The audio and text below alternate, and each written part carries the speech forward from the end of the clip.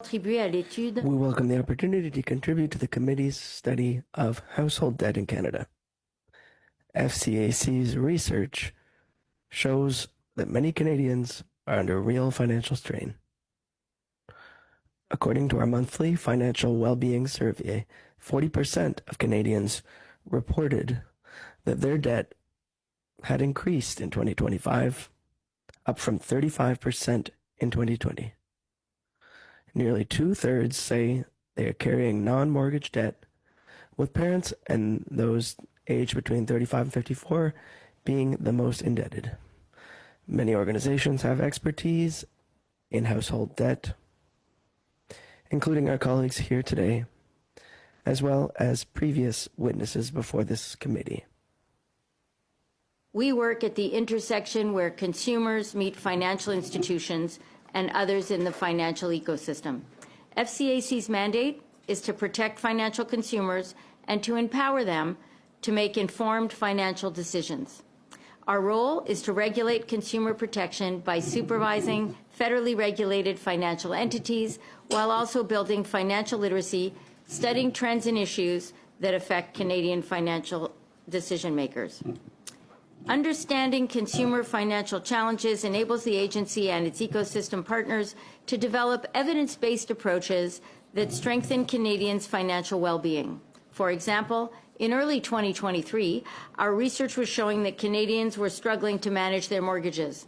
In response, FCAC issued a supervisory guideline for banks to proactively contact mortgage holders showing signs of financial distress that could put them at risk of default. As of December 2025, account holders for more than 165,000 at-risk mortgages had been contacted by their banks, and Canadians had avoided over $700.85 million in late payment penalties and fees. Another aspect of consumer protection relevant to the committee's study is our oversight of banks' compliance with disclosure requirements. Clear disclosure for products like credit cards, mortgages, and lines of credits is essential to help consumers make informed decisions. FCAC's supervisory focus is on preventing harm, but when serious market conduct breaches occur, we impose penalties and require banks to reimburse affected consumers. Since 2024, more than $130 million have been reimbursed to consumers and business accounts as a result of our work. In addition, over the last 3 years, regulated entities have paid nearly $27 million in penalties for violations of consumer protection provisions. FCAC's research also supports data-informed policy development to respond to the evolving marketplace. Our research has contributed to ongoing legislative and regulatory changes to strengthen consumer protection and support financial well-being, including the Financial Consumer Protection Framework in the Bank Act, the modernized commitment on low-cost, no-cost accounts, which took effect December 1st, 2025, and new regulations capping non-sufficient fund fees at $10, which came into force last month. These changes benefit all Canadians, but particularly those who are financially vulnerable.